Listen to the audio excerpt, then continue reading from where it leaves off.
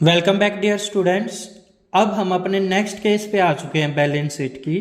हम extract of balance sheet बनाना सीख रहे हैं और अब तक हम कौन से केस कवर कर चुके हैं जहाँ पर हम ये सीख चुके हैं कि कोलिन एरियर कब माइनस करना होता है, फोर फीचर कब ऐड करना होता है और कोल्ड अप का क्या मतलब है भाई। अगर कंपनी ने ही कम शेयर मंगवाए हैं तो उसका क्या इफेक्ट रहता है और वो कौन सी हेडिंग में जाता है, ये हमने सीख लिया।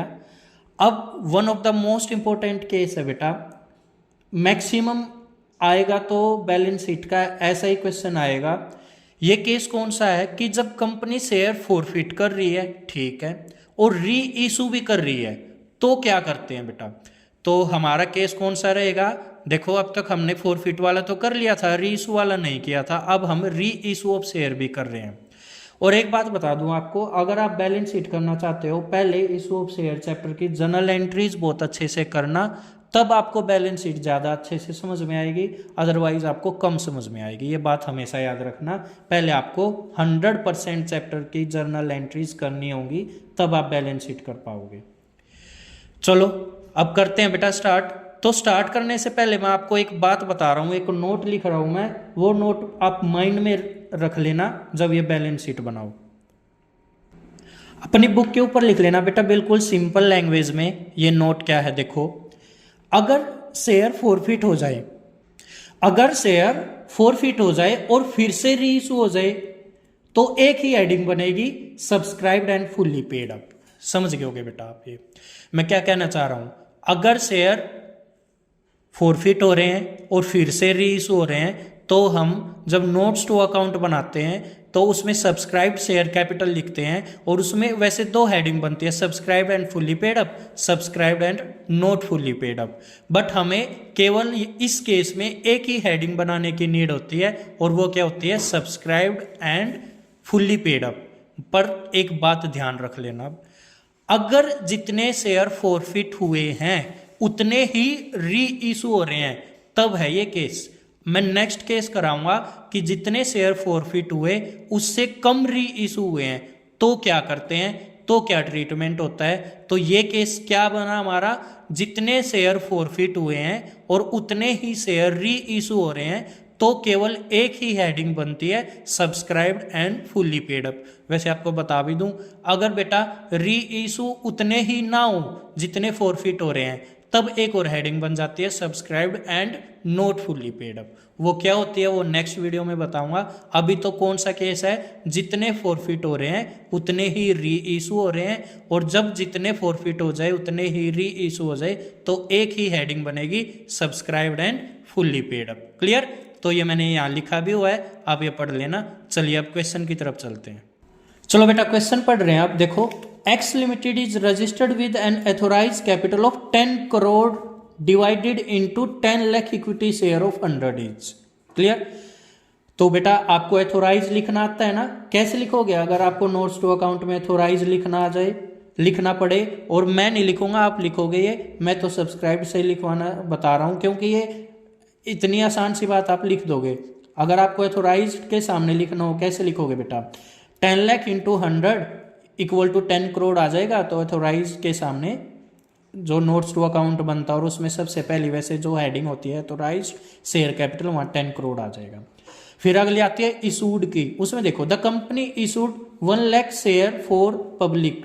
तो कंपनी कितने इशूड कर रही है बेटा, 1 लाख। तो बेटा आप इशूड में 1 लाख लिख सकते हो। अब मेन जो है जो सब्सक्राइब्ड शेयर कैपिटल होती है, वहाँ हम अमाउंट लिखना सीख रहे हैं, वो देखते हैं। अब देखो उसके लिए क्वेश्चन पढ़ लेते हैं एक बार। क्या लिखा हुआ, a share holder holding 100 shares fail to pay the final call of 20 per share. बेटा एक शेयर होल्डर है जिसके पास 100 शेयर्स है और वो फाइनल कॉल नहीं पे कर पा रहा 20 पर शेयर के हिसाब से। क्लियर है। अब आगे देखो, वैसे 100 ईच टोटल 100 है, जिसमें से 20 फाइनल कॉल पे आने थे, वो ये पे नहीं कर पा रहा है। बेटा उसके शेयर क्या हो गए, फॉरफिट हो गए। देखो क्या लिखा हुआ है, ही शेयर वर फॉरफिटेड, उसके शेयर हो गए forfeit. The forfeited share were reissued, और जितने शेयर फॉरफिट हुए, कुछ नहीं बता रखा तो ये मान लेते हैं जितने फॉरफिट हुए उतने ही रीइशू हो गए। तो इस लाइन का यही मतलब है, जितने फोरफिट हुए थे वो उतने ही रीइशूड हो गए। और कैसे हो गए?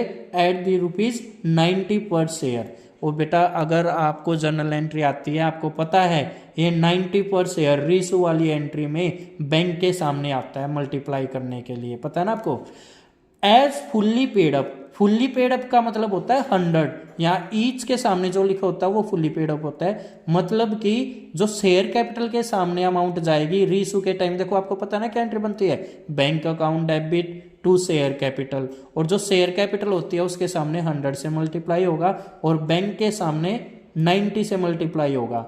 और अब डेबिट में फॉरफीचर आ सकता है, वो कैसे आ सकता है मैं बताऊंगा। तो आपको करना क्या देखना एक बार, present the share capital in the balance sheet. Balance sheet में आपको शेयर कैपिटल के सामने जो अमाउंट आएगी वो बतानी है, as per schedule 3 part 1 of company act 2013। तो फिर से वही फॉर्मेट है, वही ऊपर लिखोगे extract of balance sheet as on date लिख देना, जो भी डेट है, मान लो 31 मार्च 2017 है तो आप वो डेट लिख दोगे। फिर इक्विटी एंड लाइबिलिटी, और इसमें शेयर होल्डर फंड की हेडिंग होती है, और उसके बाद शेयर कैपिटल की होती है। शेयर कैपिटल के सामने मैंने नोट नंबर 1 लिखा, और इसका आंसर आना 1 करोड़।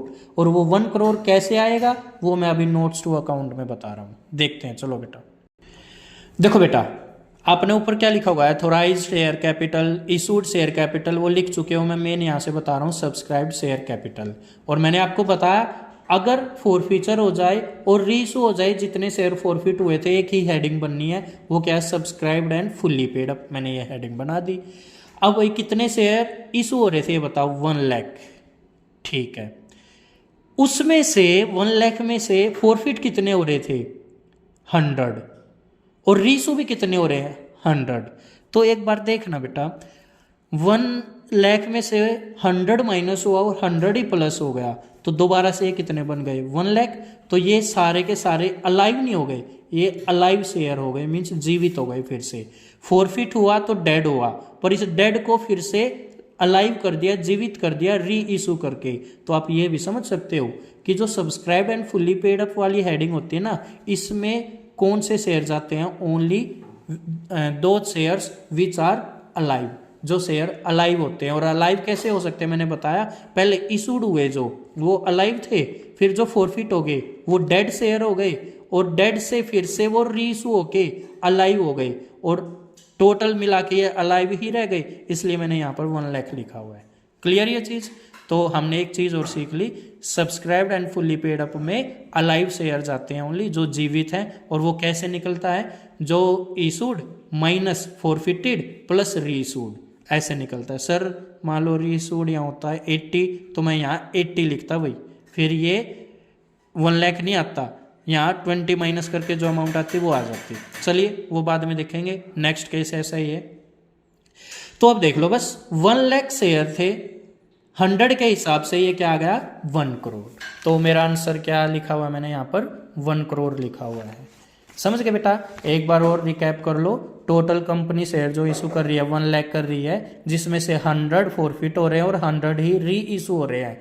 जब 100 फॉरफिट हुए वो डेड हुए, और री इशू हुए वो अलाइव हुए, तो टोटल अलाइव फिर कितना हो गया बेटा, हमारा 1 लाख ही हो गया। और इस 1 लाख को 100 से मल्टीप्लाई करके फिर से 1 करोड़ आ गया, और ये 1 करोड़ हमारा आंसर। ओके बेटे, तो लास्ट केस हम नेक्स्ट वीडियो में करेंगे बेटा।